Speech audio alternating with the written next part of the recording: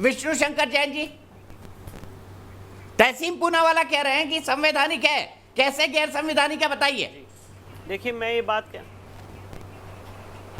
जी देखिए मेरे सामने दीपक जी तहसीन पूनावाला ने कहा हमारी पिटीशन बाहर जाने वाली है। तो तहसीन पूनावाला अगर ये समझते हैं कि मॉब लिंचिंग पे ये पिटीशन डालेंगे और वही एडमिट होगी और बाकी इस देश के लोगों की बात नहीं सुनी जाएगी, तो हम देखेंगे आगे कि हमें क्या चीज़ें इख्तियार करनी कि हमारी बात सुनी जाए। पर मुझे सुप्रीम कोर्ट पे पूरा विश्वास है और मुझे लगता है जो मैंने रिसर्च की वो सुप्रीम कोर्ट मानेगी। ये मेरे सामने किताब है दीपक जी, ये कॉन्स्टिट्यूशन असेंबली डिबेट्स है और मैं चाहूँगा तहसीन पूनावाला जी उभरते हुए व्यक्ति हैं वो इसको ज़रूर पढ़ें। अब एक बात बताने जा रहा हूं आपके चैनल पे, 25 मई 1949 वॉल्यूम 8 पेज नंबर 269 से पेज नंबर 309, जो संविधान सभा के फाउंडिंग फादर हैं एस सी मुखर्जी, उन्होंने संविधान सभा में क्या कहा था कि अगर आप सेकुलर देश बना रहे हैं तो माइनॉरिटी को आप अलग से कोई बेनिफिट्स नहीं दे सकते।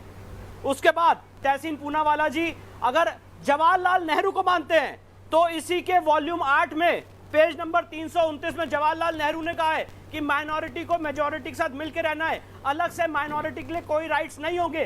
पेज नंबर 330 उठा के पढ़ लें, गूगल और नेट पे संविधान सभा की डिबेट अवेलेबल है। इसके बाद सरदार वल्लभ भाई पटेल ने ऐसी बात कही है जो आपके दर्शकों के दिल में घर कर जाएगी।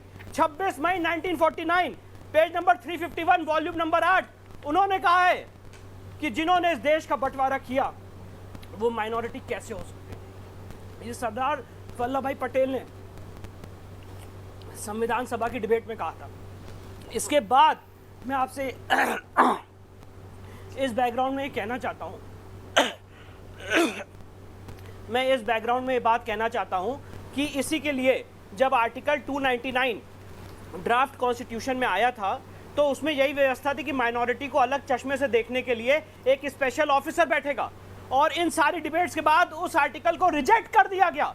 तहसीन पूनावाला को ये बात पता होनी चाहिए, आर्टिकल 299 ड्राफ्ट कॉन्स्टिट्यूशन का रिजेक्ट कर दिया गया।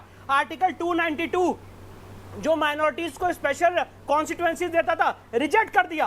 कालांतर में आप कैसे उनको स्पेशल बेनिफिट्स दे सकते हैं, मेरा ये सवाल है। और तहसीन पूनावाला जी ने कहा कि भाई ये बताइए ना, आर्टिकल 77 का उल्लंघन है, क्या प्रधानमंत्री खुद कोई कमेटी बना सकता है? अगर कोई आदमी सोशली एजुकेशनली बैकवर्ड है तो उसके लिए ओबीसी कमीशन बना हुआ आर्टिकल 340 के तहत, और जो उनकी बैकवर्डनेस को देखेगा, और मुस्लिम समाज की बैकवर्डनेस को देखा जा चुका है। मंडल कमीशन ने मुस्लिम समाज की बैकवर्डनेस को देखा है, और ओबीसी में तहसीन पूनावाला जी को पता होना चाहिए ओबीसी के दायरे के तहत मुस्लिम समाज को रिजर्वेशन दिया जा रहा है। उसके ओवर एंड अबव 5000 करोड़ रुपए की माइनॉरिटी स्कीम भारत सरकार कैसे चला सकती है, मेरा ये विरोध है।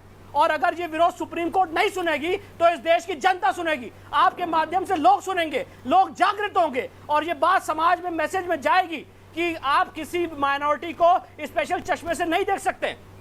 एक बात और कहना चाहता हूं दीपक जी आपके शो पे, ये देखिए मेरे पास सच्चर कमेटी का नोटिफिकेशन है 9 मार्च 2005 का, स्पेसिफिकली मैंने यहाँ पे हाईलाइट किया है मुस्लिम्स के लिए कमेटी बनी है और किसी के लिए नहीं, सिर्फ और सिर्फ मुस्लिम्स के लिए।